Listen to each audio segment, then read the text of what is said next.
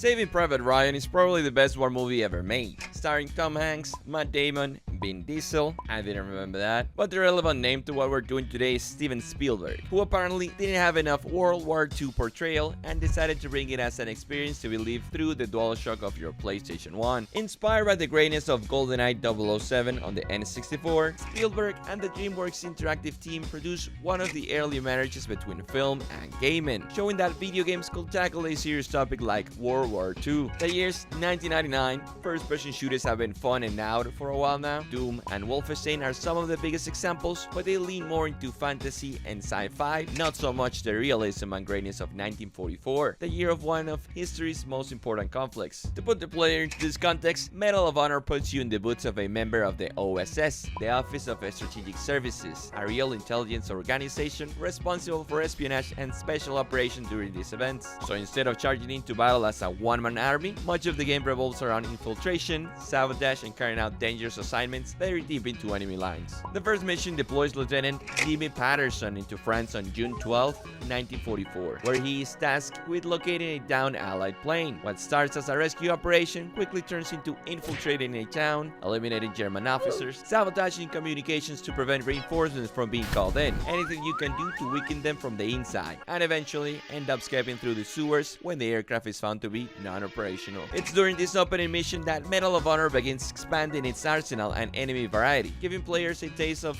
what the rest of the game has to offer. For once, the demonic dogs are not Dobermans.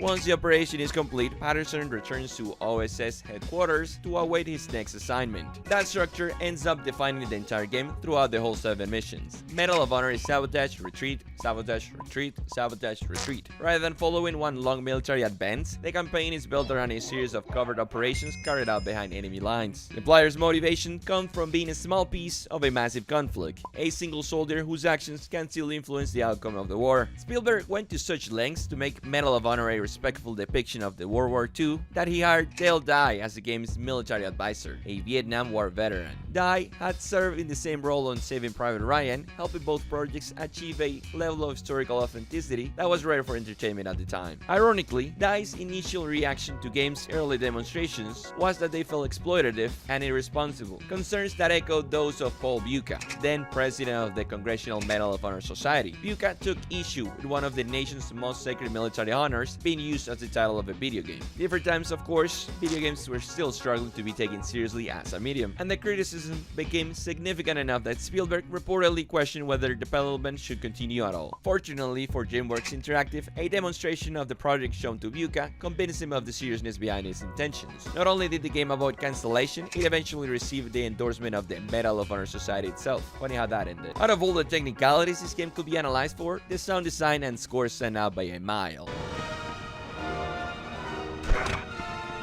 What you hear is the work of Michael Giacchino, delivering a soundtrack that feels like it could accompany any movie that begins with a DreamWorks logo.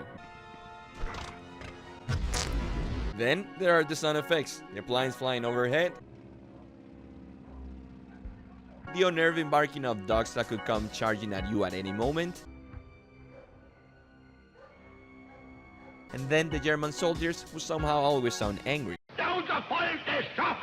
Together, they create an atmosphere that places you exactly in the context of 1944. Not that I've been there, but you know what I mean. For a PlayStation 1 game, Medal of Honor does an excellent job of making its hallway battlefields feel alive. And a huge part of that comes from what you're hearing rather than what you're seeing. Same thing can be said about the real weapons and their sounds. The M1 Garand, the Walther P38, the Browning automatic rifle. I love that one.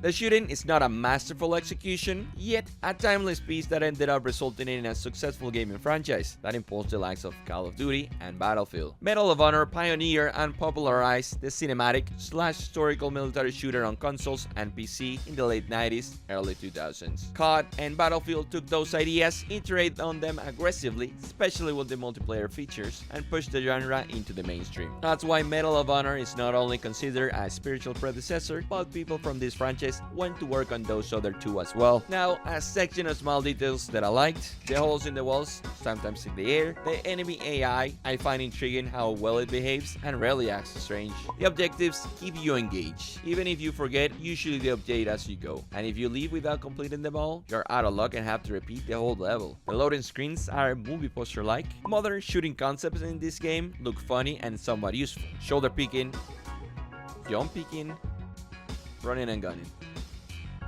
Endgame is a GTA Online lobby. Everyone has RPGs. There's an accurate briefing that details your performance in combat, even localizing where you damage the enemy the most. Example, groin shots. Each weapon has its own recoil pattern, which is something I don't remember other console games doing at the time. I might be wrong. Grenades. Soldiers grab them or kick them. And the game dialogue converts as you advance. At first is, then becomes Jimmy Patterson. The attention to detail tells you how much effort was put into this whim. Medal of Honor was a passion project that emerged during Spielberg's work on the film. The idea originated from his deep interest in the events of World War II, while also watching his son Max play in the James Bond team game. IGN ranked Medal of Honor as the 20th best shooter game of all time. It really killed it on the ratings, and sales did a respectable number, with over 1.5 million copies. An objective score I will give for this game is an 8 for the time and what it represents as a FPS. A more personal score is a 7.3. I never finished it as a kid. I was playing too much Metal Slug, I guess. I do remember my people loving it a lot. Last week, driver portrayed car chases. Today, there's a depiction of real war. Next week, we'll see. My name is Josh Ellis, and with nothing else to say,